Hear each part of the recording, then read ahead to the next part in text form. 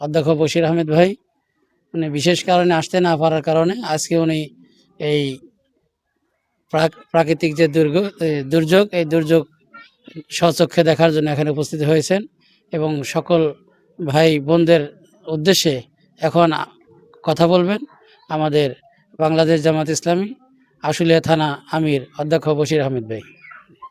আউযু বিল্লাহি মিনাশ শাইতানির রাজিম বিসমিল্লাহির রহমানির রহিম আলহামদুলিল্লাহি রাব্বিল আলামিন আসসালাতু ওয়াসসালামু আলা সাইয়্যিদিল মুরসালিন ওয়া আলা আলিহি ওয়া সাহবিহি আজমাইন।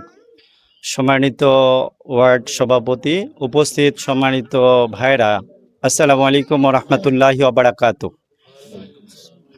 আসলে আমরা এখানে যে প্রাকৃতিক দুর্যোগটা আজকে দেখতে আসলাম, এটা শুধু এইখানেই যে ঘটছে তা নয়, অহরহ আমাদের সমাজে আমরা দেখছি। এর মূল কারণটা হলো আমাদের একটা সচেতনতারও কিছু অভাব আছে। আজকে দেখেন, আমরা এদিক দিয়ে আসলাম, দেখলাম ফায়ার সার্ভিস ঢোকার কোনো ব্যবস্থা কিন্তু এখানে নাই। এটা একটা সমস্যা। তবে একটা ভাগ্যের পরিহাস আছে, আল্লাহ কিছু জিনিস ঠিক করে দেয়, এটা একটা বিষয়। দেখেন, আমাদের অনেক স্বপ্ন ছিল না? এই যে আমরা যারা এখানে 12টা 9টা রুম, 3টা দোকান, সবার একটা স্বপ্ন ছিল আমি এই তিলে তিলে করে একটা ফ্রিজ কিনছি কিস্তি দিয়ে। অনেকেই আছে আমাদের এখানে, আছি না? অনেকেই কিস্তি দিয়ে একটা খাট কিনছি। মানে আমরা চাকরি করি, একটা কিস্তিতে খাট, একটা ওয়ার্ড্রপ, একটা এইটা সেইটা, কত স্বপ্ন, কত কষ্ট করে এগুলো করছি। আবার আল্লাহ কিন্তু এটা নিয়ে গেছে, তাই না? এটাই দুনিয়ার একটা সিস্টেম। আল্লাহ মানুষকে পরীক্ষাও করে এটা দ্বারা, যে মানুষ কতটুকু ধৈর্য ধারণ করে। আবার আল্লাহ কিন্তু এর চেয়ে অনেক বেশি দিতে পারে না? অতএব প্রিয় উপস্থিতি, আপনাদেরকে আহ্বান জানাবো, আসলে এই যে প্রাকৃতিক দুর্যোগ, এ থেকে আমাদেরকে শিক্ষা নিতে হবে। শিক্ষা হচ্ছে এই যে আসলে এই যে আগুন দেখলেন, আগুন, জাহান্নাম কিন্তু এরকম আগুনে ভরপুর। এটা থেকে নিদর্শন হচ্ছে মুহূর্তের মধ্যে যে আমাদের স্বপ্ন শেষ হয়ে গেল।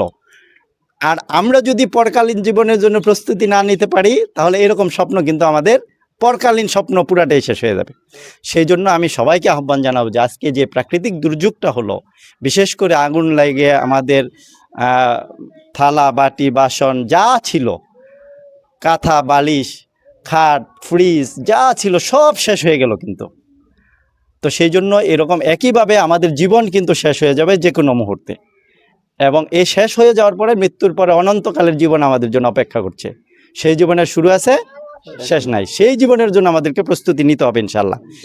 আর যেই ভাইদের ক্ষতি হলো, ক্ষতি পোষানোর কোনো কিছুই নেই। কারণ আমি বললাম তো, যেই ভাইটা কিস্তিতে একটা ওয়ার্ড্রপ কিনছে, সেই ওয়ার্ড্রপটাও গেছে গা। প্রতি মাসে 200-500 টাকা 1000 টাকা কিস্তি দিয়ে বছরের পর বছর এগুলো তৈরি করছেন, কিন্তু আবার চলে গেছে। তো সেই জন্য এগুলো পোষায় আসা খুবই কঠিন। আমি বলবো আপনাদের এই যে কষ্ট আসলে লাঘব করার জন্য কেউ আইসা যে দুইটা কথা বলা ছাড়া আর কোনো উপায় নেই। আর আমরা বাংলাদেশ জামাত ইসলামের পক্ষ থেকে যেখানেই এরকম দুর্যোগ হয়, সেখানেই আমরা সবার কাছে দেখা করে একটু কথা বলি।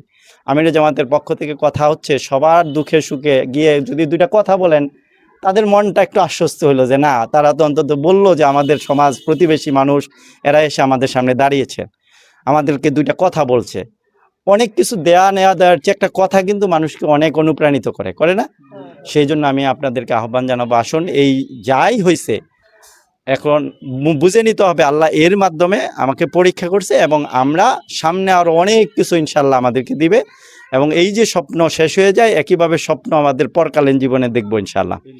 আর জামাত ইসলামের সকল দুর্যোগে সবার পাশে দাঁড়ায়। আমরা আমাদের পক্ষ থেকে যে সমস্ত ফ্যামিলিরা আছে, তাদের জন্য খুব অল্প কিছু উপহারটা এরকম, আমাদের আমিরা জামাত বলে যেখানেই যান কিছু উপহার নিয়ে যাবেন। কারণ আমরা আত্মীয়ের বাড়িতে গেলে কিছু ফল ফ্রুটস নিয়ে যাই না? এটা কি তাদের জন্য যে ফ্রুটস নিয়ে যাওয়া একটা সৌজন্যতা বোধ। এর জন্য জামাত ইসলামের পক্ষ থেকে আমি আশুলিয়া থানা জামাতের আমির, সেই হিসাবে আপনাদের জন্য একটু ছোট্ট উপহার আছে। এটা আমরা কোনো ক্যামেরা বা যারা করতেছেন তাদের সামনে দিব না, বাইরে আলাদাভাবে দিয়ে দিব তাদের হাতে, ঠিক আছে? কারণ এগুলো দেখানোর প্রদর্শনের বিষয় না। তো সেই উপহারও আছে আপনার জন্য ইনশাল্লাহ, সামান্য। এটা আমরা দিয়ে যাব। আমাদের সম্মানিত ওয়ার্ড সভাপতি শাহ আলম ভাই এখনই দিয়ে যাবে হয়তোবা। তো সেই আহ্বান জানিয়ে আপনাদেরকে আবারও মোবারকবাদ জানাচ্ছি। আমি আপনাদেরকে ধৈর্য ধারণ করে আহ্বান জানাচ্ছি, আসুন আমরা এই দুর্যোগ থেকে নিজেরা শিক্ষা গ্রহণ করি, আমাদের জীবনকে গঠন করি। আমরা একমাত্র আল্লাহর জন্য হয়ে যাই, এবং আমাদের প্রতিটা মুহূর্তেই আল্লাহকে স্মরণ করি এবং প্রত্যেকটা মুহূর্তে মানুষের কল্যাণে নিজেদেরকে আত্মনিয়োগ করি। এটা আল্লাহ বলছেন, কুনতুম খায়রা উম্মাতিন উখরিজাত লিন-নাস তা'মুরুনা বিল মা'রুফি ওয়া তানহাউনা আনিল মুনকার। তোমরা সর্বোত্তম জাতি, তোমাদেরকে মানব জাতির কল্যাণের জন্য প্রেরণ করেছে। তোমরা মানুষকে সৎ কাজের আদেশ দিবে, অসৎ কাজ থেকে বিরত রাখবে। আজকে এই ভাইরা যে দুর্যোগ হইল, আজকে পানি দিয়ে আমরা সহযোগিতা করছি না বন্ধ করার জন্য, পাশের ঘরগুলো তো পুড়ে যেতে পারতো।